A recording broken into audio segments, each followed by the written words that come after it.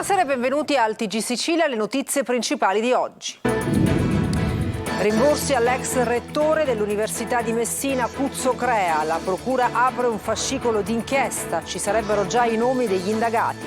L'ipotesi di reato è quella di abuso di ufficio. Corruzione, Girolamo Fazio condannato a 4 anni e 6 mesi. Per l'ex sindaco di Trapani l'interdizione dai pubblici uffici per 5 anni e la confisca di beni per circa 200.000 euro.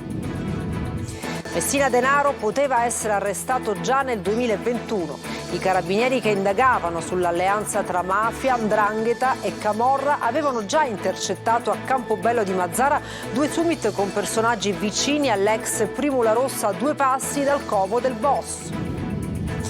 Si avvicina la commemorazione dei defunti ed il cimitero di Catania si prepara ad accogliere migliaia di persone. Il Camposanto però versa in stato di abbandono. Il sindaco trantino chiede scuse ai cittadini. Ponte del 1° novembre, 8 milioni in viaggio, Sicilia meta prediletta, ma la metà degli italiani rinuncia alla vacanza per l'aumento del costo della vita. Torna a Catania alla ricerca di Mimì metallurgico. Giancarlo Giannini ripercorrerà le tappe del film della Wertmüller che gli ha dato la fama, nei panni dell'operaio catanese costretto ad emigrare a Torino. E poi il calcio, scricchiola sempre di più la panchina di Tabbiani. Domenica contro l'Avellino, ultima chiamata per il tecnico del Catania. La dirigenza rossa-azzurra aspetta risposte anche dalla squadra.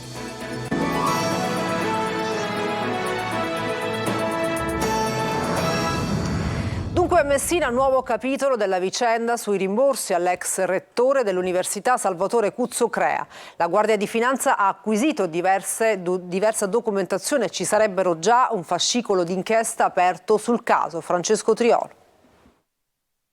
Sul caso dei rimborsi dell'Università di Messina all'ex rettore Salvatore Cuzzo Crea c'è un fascicolo aperto in procura e conterrebbe già i nomi di alcuni indagati. L'ipotesi di reato è quella di abuso d'ufficio. Su questo stanno lavorando i magistrati messinesi e negli ultimi giorni la Guardia di Finanza ha acquisito numerosi atti al rettorato proprio su delega della procura. Sulla vicenda inoltre è stato sentito a lungo come persona informata dei fatti Paolo Todaro, il senatore accademico che ha mandato a suo tempo un esposto in procura sul caso rimborsi, facendo scoppiare lo scandalo che ha avuto risalto anche a livello nazionale ed ha portato alle dimissioni dell'ex rettore lo scorso 9 ottobre. La procura quindi ha deciso di accendere i riflettori sui rimborsi chiesti da Cuzzo Crea. Oltre 2.200.000 euro rimborsati tra il 2019 e il 2023, tra questi anche quelli ad una società agricola, la Divaga SRL con sede a Via Grande, che risulta di proprietà del rettore e della moglie rispettivamente per l'80 e il 20%. Dal 20 gennaio di quest'anno al 28 settembre la società ha ricevuto 14 pagamenti sotto le voci di servizi, manutenzione e materiali che vanno da un minimo di 600 euro ad un massimo di 17.900 euro per un importo complessivo di 122.300 euro, tutto proprio nei giorni in cui il decano dell'università ha indetto le elezioni per il nuovo rettore. Le votazioni scatteranno il 23 novembre in prima votazione, il 27 novembre come seconda votazione e venerdì 1 dicembre per il ballottaggio. Al momento in lizza ci sono il professore Michele Limosani, sostenuto dall'ex rettore Pietro Navarra, la professoressa Giovanna Spatari, prorettrice con Cuzzo Crea, e il professore Giovanni Moschella, anche lui prorettore vicario con Cuzzo Crea, salvo di mettersi a metà settembre, qualche settimana prima della bufera che ha travolto l'ex rettore. Inchiesta Mare Nostrum, condannato a 4 anni e 6 mesi per corruzione l'ex deputato ed ex sindaco di Trapani Girolamo Fazio. All'ex politico trapanese interdizione dei pubblici uffici per 5 anni e la confisca di beni per circa 200.000 euro. Laura Spanò.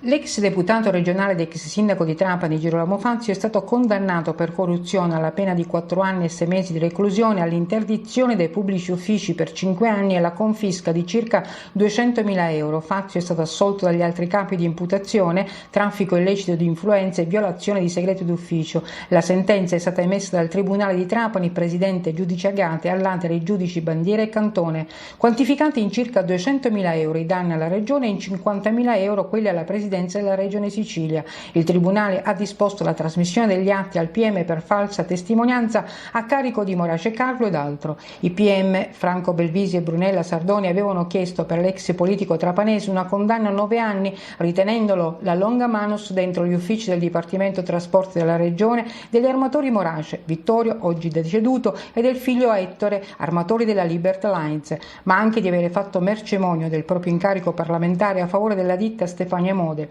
Il processo, che si è aperto nel 2019, è scaturito da un troncone dell'indagine Mare Monstrum, la cosiddetta Tangentopoli del mare. Le accuse a Fazio, formalizzate prima dalla Procura di Palermo e poi da quella di Trapani, scaturiscono dalle indagini condotte dai carabinieri del Comando Provinciale di Trapani e risalgono al 2017, quando furono arrestati Fazio e Morace Junior, ma ci furono pure le ammissioni fatte dallo stesso Ettore Morace e anche dall'ex AD di Stefania Mode, Aldo Carpinteri, che hanno patteggiato a loro volta le accuse per le quali sono finiti sotto indagine. Ieri i legali di Fazio, gli avvocati Michele Cavarretta e Lillo Fiorello, avevano chiesto l'assoluzione del loro assistito con la formula del fatto che non sussiste per i reati di rivelazione di segreti d'ufficio e traffico di influenze, chiedendo la pronuncia di non luogo a procedere per i capi di imputazione legati alla corruzione a favore delle 2 società coinvolte nell'inchiesta. Messina Denaro poteva essere arrestato già nel 2021. I carabinieri, durante le indagini sull'alleanza tra Cosa Nostra, 'Ndrangheta e Camorra, avevano scoperto in un bar di Campobello di Mazara, a 2 passi dalla casa del boss, 2 summit con personaggi vicini all'ex Primula Rossa. Vediamo. Il 2 febbraio 2021 a Campobello di Mazara, a 100 metri da uno dei covi dove ha vissuto Matteo Messina Denaro, si teneva un summit monitorato dai carabinieri di Milano e Varese. Il 2 maggio di quello stesso anno ancora i carabinieri di Milano erano a 2 passi dalla casa di via San Vito, dove abitava l'allora Primula Rossa, per monitorare un incontro tra l'imprenditore siciliano Gioacchino Amico, arrestato nell'operazione Idra, Antonio Messina, detto l'avvocato, non l'indagato, e Antonino Gagliotto. I 3 sono al bar San Vito a Campobello. Insomma, i carabinieri erano stati vicini ad arrestare Messina Denaro già 2 anni fa. E di Castelvetrano, all'interno dell'inchiesta milanese Idra, ci sono anche gli imprenditori Rosario e Giovanni Abilone, accusati di avere messo a disposizione del cartello criminale oltre 200 società anche estere per riciclare denaro e accumulare milioni di euro con crediti fittizi. Insomma, c'è anche l'ombra della famiglia mafiosa legata a Matteo Messina Denaro, deceduto lo scorso settembre, nell'inchiesta che ha accertato l'esistenza di una confederazione orizzontale costituita da esponenti di Cosa Nostra, 'Ndrangheta e Camorra, che operava nel milanese e nel Varesotto. I carabinieri hanno accertato che ben 7 derivazioni criminali e nomi di organizzazioni diverse che operavano nel milanese si sono incontrati in 21 summit, tra questi anche quelli di Campobello di Mazara. Tra gli indagati anche Erante Parrino, cugino per parte di madre di Messina Denaro, intercettato mentre incontra Antonio Messina, l'avvocato, vicinissimo all'ex Primula Rossa nella gestione degli affari lombardi, dove aveva l'ultima parola. Il GP di Milano, Tommaso Perna, però non ha accolto la tesi del PM antimafia Alessandra Cerreti e dei carabinieri del nucleo investigativo di un consorzio tra mafie, e a fronte di 150 richieste di misure cautelari avanzate alla DDA ne ha disposto solo 11. Per il GIP non è provata neanche la bacinella, la cassa comune del clan per il sostentamento dei detenuti. Si avvicina la commemorazione dei defunti e del cimitero di Catania si prepara ad accogliere migliaia di visitatori. Vediamo in che stato si trova il Camposanto con Tonino De Mana. Si avvicina la commemorazione dei defunti e il cimitero di Catania si prepara ad accogliere migliaia di persone che andranno a far visita al caro estinto. Troveranno un camposanto in stato comatoso che paga anni di abbandono e di approssimativi interventi di manutenzione. Tra auto, scooter, rifiuti, erbacce, muri pericolanti e pneumatici abbandonati per terra, in realtà non sembra neanche di essere al cimitero. Percorriamo uno dei tanti vialetti disastrati con un chiodo fisso. Com'è finita la gomma di un'auto nei pressi di una tomba? Di certo è un unicum, ma la stranezza è che nessuno sembra vederla. Eppure si trova a pochi metri dall'ingresso centrale quello che i catanesi chiamano dei 3 cancelli. È forse l'immagine simbolo di un luogo che di certo non brilla per efficienza, ma Al di là del vialetto principale e dietro il muraglione, lo spettacolo è ancora più indecoroso. Quella che vedete è un'ala disastrata con loculi distrutti, arredi funerari e marmi disseminati ovunque. Struggenti ricordi, giocattoli, peluche, pupazzetti ed una girandola ci ricordano che stiamo percorrendo il cimitero e nella fattispecie un'area riservata alle morti cosiddette premature. Non va meglio in altri settori dove è persino difficoltoso e rischioso deporre un fiore. Alberi mai potati, erbacce e canne ricoprono ogni cosa, persino le indicazioni stradali, le cappelle e le tombe. Si portano i fiori perché ovviamente la vigilanza zero, abbiamo le erbacce a confronto a meno, però da premettere anche che paghiamo la luce annuale, ma la luce in tante tombe purtroppo non ne hanno, con tutto ciò che facciamo solleciti. In alcuni casi manca la luce, manca l'acqua e manca persino la vigilanza. E sulle condizioni del cimitero interviene il sindaco di Catania Trantino, ospite nel focus di Telecolor. Sulla manutenzione siamo indietro e al momento mancano le risorse. Attendiamo di approvare il nuovo bilancio, ha detto. Sentiamo. È una vicenda indegna. Io chiedo scusa ai catanesi perché hanno ragione, anzi i due signori, i due concittadini che sono stati intervistati si sono espressi in termini assolutamente civili e composti, nonostante poi sia comprensibile che possa anche sorgere la rabbia rispetto a certi fenomeni di degrado. Nello stesso servizio è stato dato atto che da tanti anni non si fanno interventi di manutenzione, però siccome fin dall'inizio, e sarà un po' il nostro mantra, abbiamo detto non guardiamo al passato, il problema è capire quali sono le risposte che possiamo dare subito e quali sono quelle che non siamo in condizioni di dare. A me la cosa che più ha turbato è vedere quello che abbiamo visto tutti per le tombe dei bambini. Quello non è ammissibile in una città che abbia un minimo di considerazione per il proprio futuro. Per tentato omicidio, maltrattamenti in famiglia e furto, la procura di Marsala ha chiesto il rinvio a giudizio di Giuseppe Rallo, di 28 anni, che la sera dello scorso 16 luglio, intorno alle 23:30, lungo la strada della periferia di Marsala, avrebbe deliberatamente investito con la sua auto l'ex compagna che era su un monopattino. Nell'impatto la giovane riportò fratture ad una gamba e al bacino, nonché una lesione a uno dei reni. Qualche mese prima aveva lasciato l'abitazione con cui viveva con il compagno, dal quale ha avuto 2 figli, perché pare stanca dei continui maltrattamenti. Vicinanza e preghiera è quanto ha assicurato l'arcivescovo di Siracusa, Monsignor Francesco Lomanto, a Don Francesco Cafra, il parroco della Chiesa Madre di Sortino. 2 giorni fa l'arresto per estorsioni, con l'accusa di chiedere 100 euro per ogni funerale. Ieri il GIP ha revocato i domiciliari, disponendo però il divieto di dimora nel piccolo comune del Siracusano. Don Cafra intanto rigetta ogni accusa. L'avvocato Fazzino, che segue il caso, non esclude il ricorso al Tribunale del riesame. Hanno ceduto le dosi di crack anche a 2 poliziotti dei Falchi della squadra mobile che si sono finti clienti. La Polizia di Stato ha arrestato 2 palermitani nel mercato di Ballarò accusati di spaccio. I pusher nascondevano la droga in un nascondiglio nella facciata di un palazzo. In pochi minuti gli agenti hanno notato diversi passaggi di soldi e droga. Poco dopo è scattato il blitz. Sono state recuperate 25 dosi di crack e i soldi della vendita dello stupefacente. E cambiamo argomento, parliamo del ponte di Ognissanti. 8 milioni gli italiani in viaggio, ma la metà ha rinunciato alle vacanze a causa degli aumenti del costo della vita. Lorena Dolci. Sarà un lunghissimo fine settimana quello che finisce mercoledì 1 novembre. Il ponte di Ognissanti, con la festa che cade a metà settimana, diventa una mini vacanza per chi vuole e può mettersi in viaggio. Secondo un'indagine di Federalberghi sono oltre 8 milioni gli italiani che approfitteranno di questa pausa autunnale. La maggioranza resterà in Italia scegliendo tra mare e città d'arte. La Sicilia, con le temperature ben al di sopra della media del periodo e nessuna perturbazione all'orizzonte, si conferma tra le mete preferite. 61% il tasso di occupazione delle strutture ricettive dell'isola. Chi parte ci ha pensato in anticipo, almeno un mese prima. Il 60% dei viaggiatori ha pianificato gli spostamenti, anche solo per ricongiungersi con le famiglie nel ricordo dei propri cari, come vuole la tradizione. La casa di parenti e amici sarà infatti la scelta privilegiata per un terzo dei vacanzieri, a seguire albergo, bed and breakfast e seconda casa. La spesa media per i viaggi in Italia è di circa 410 euro, di gran lunga inferiore a quella per i viaggi all'estero, che si attesta sui 780 euro.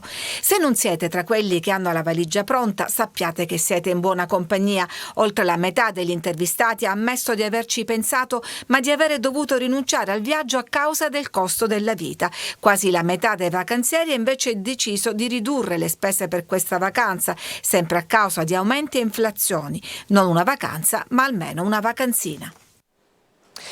La nuova Piazza Europa a Catania, da anni vandalizzata e al buio, riqualificata con i fondi europei. Il sindaco trentino: tutti si sentano proprietari di questo spazio. Giusy Lazzara.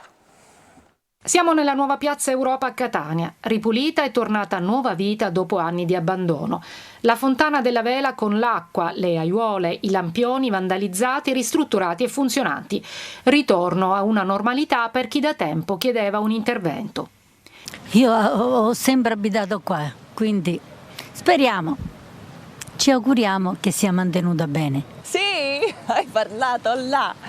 E quindi siamo veramente contenti. Facevo un piccolo appunto, manca qualcosa per la disabilità. Si fa una fontana, si deve tenere sempre pulita, o una persona, un vigile urbano che sempre circola qui. Quanto durerà così? L'amministrazione comunale, che ha speso 1 milione di fondi europei, adesso si dovrà occupare della manutenzione di questo spazio rigenerato. Vorrei che idealmente tutti i cittadini si sentissero proprietari di questa piazza e quindi la adottassero secondo uno schema che stiamo un poco diffondendo, contagiando in tutta la città. Ho visto tante telecamere, secondo lei basteranno poi per garantire anche la sicurezza in questa piazza?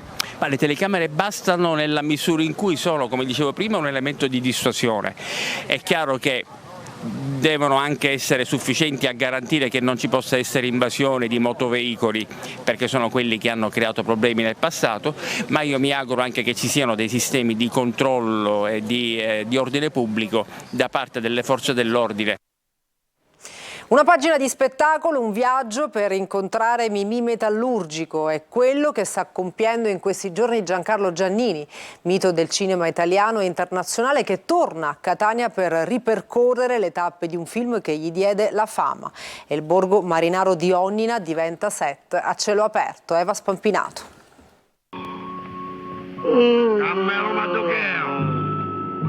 Mimì Metallurgico torna a camminare per le vie del borgo di Onnina, a Catania, qui dove tutto cominciò e da dove partì la fortuna di Giancarlo Giannini nei panni del personaggio scritto da Lina Wertmüller oltre 50 anni fa, che consacrò quella che sarebbe diventata una carriera riconosciuta a livello internazionale. Da Mimì Metallurgico al Walk of Fame. È divertente perché siamo in 2 attori italiani che hanno avuto questo bel premio, uno è Rodolfo Valentino e l'altro sono io, quindi posso essere contento.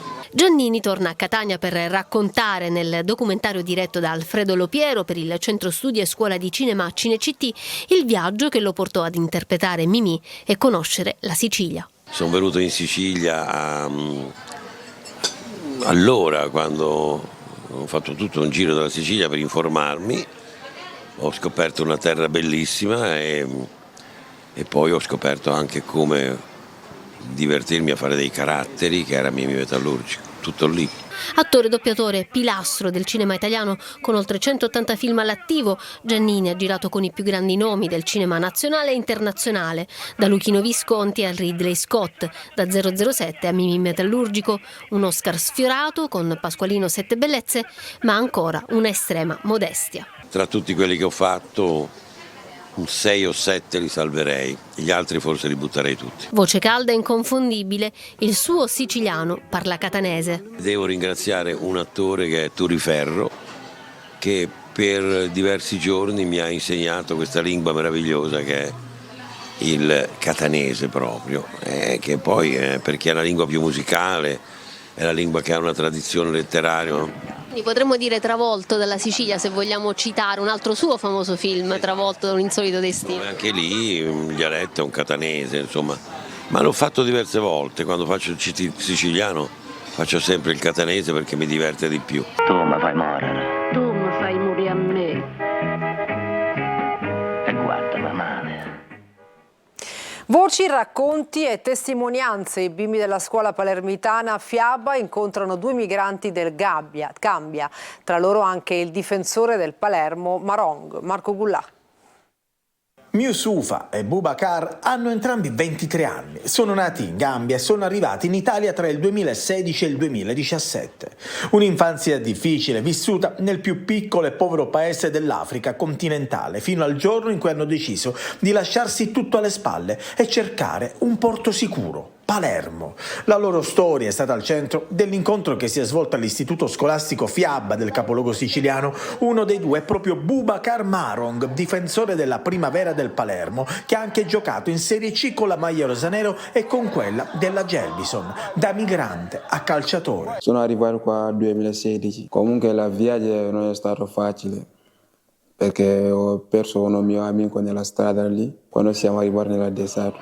Poi dopo lì anche io volevo tornare, ma mi hanno spinto che non serve che torni. Toccante anche il racconto di Youssoufa Seinang, 23 anni, mediatore culturale per Medici Senza Frontiere. Youssoufa è arrivato a Palermo all'età di 17 anni e ha conseguito il diploma di scuola superiore. Oggi è laureando all'Università di Palermo alla facoltà di Scienze Economiche. Sono qui da circa 6 anni, no? Studio all'università. Direi che è cambiata la mia vita, ovviamente che oggi qui a Palermo, no? Ho un progetto riguardo la mia vita personale, ovviamente, no? Quindi ho un percorso che sto facendo proprio a livello personale anche. A guidare i bimbi in questo lungo racconto fatto di sofferenza, coraggio e ambizione c'è lei, la maestra Marilena. È importante sottolineare la valenza di questo progetto, perché noi studiamo e cerchiamo di capire ciò che accade oggi ai nostri giorni, ma facendo anche un passo indietro, riportando questi bambini alle migrazioni che abbiamo affrontato noi siciliani, noi italiani, quando nel dopoguerra ci siamo allontanati dalle nostre case per partire al nord Italia o in America. Ci fermiamo, TG Sicilia torna tra pochissimo, non mancate.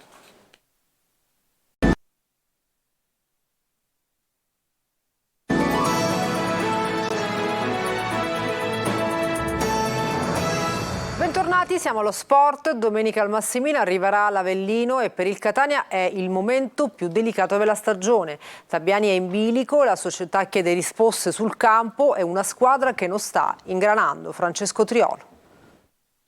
Il bivio è all'orizzonte, fissato, scadenze corte per il Catania dopo il pareggio di mercoledì a Teramo col Monterosi, inevitabile considerato che dopo 9 partite non è certo questa la posizione di classifica che si pensava di avere alla vigilia, nella piazza, nella proprietà. La partita contro l'Avellino così potrebbe rappresentare uno spartiacque soprattutto per Luca Tabiani, il tecnico in discussione inevitabile dopo l'altalena di risultati senza la dovuta continuità. I colloqui sarebbero già iniziati, così come i primi nomi sono stati dati in pasto all'opinione pubblica, da Maran a Giovanni Ferraro che ha diretto il primo allenamento a Nocera, salvo poi scomparire, dicono, dalla Campania per una chiamata del Catania. Nessun ritorno, assicura chi è dentro le cose rossazzurre, piuttosto la scelta potrebbe cadere su Gaetano Auteri, ma tutto è stato rinviato a dopo la partita con l'Avellino che non si preannuncia facile, tutt'altro. Gli irpini sono la squadra più in forma in questo momento, reduce da 4 vittorie consecutive e l'aggancia al secondo posto, grazie anche al cambio in panchina e all'arrivo di Michele Pazienza. E poi c'è da fare i conti con gli infortunati, iniziando da Di Carmine che mancherà domenica pomeriggio, così come Marsura. In tutto saranno 7 i sicuri assenti, ma tutti sono sotto esame. È il momento delle scelte e di capire chi continuerà a fare parte del progetto Catania. Prima sconfitta casalinga ieri del Messina, superato 1-0 dal Brindisi, decisiva una rete nella ripresa dell'attaccante Ganz, entrato in campo da 1 minuto, prestazione negativa dai giallorossi. Sergio Colosi.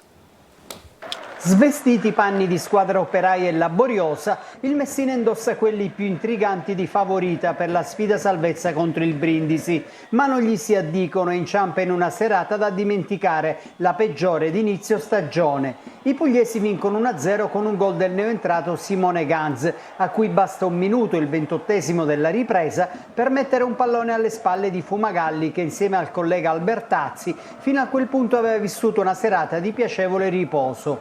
Se il primo tempo è stato un disastro calcistico da entrambe le parti, la ripresa si segnala almeno per qualche episodio, come quello che spinge il Brindisi vicino al vantaggio con Bunino, mentre dalla parte opposta l'unico a provarci è Plescia. Il vantaggio ospite spezza ogni equilibrio, le due squadre rimangono in 10 per le espulsioni di De Angelis e Plescia, che insieme a Manetta dovrà saltare per squalifica la trasferta di domenica a Crotone. Primo tempo bruttissimo, non abbiamo minimamente provato a giocare a calcio, lo sapevamo che loro erano in grande difficoltà, avevano problemi, ma hanno avuto coraggio, hanno avuto quella spensieratezza di chiudersi, hanno chiuso tutti gli esterni, hanno fatto la partita che dovevano fare e secondo me poi alla fine hanno vinto anche meritatamente, quindi non hanno rubato nulla.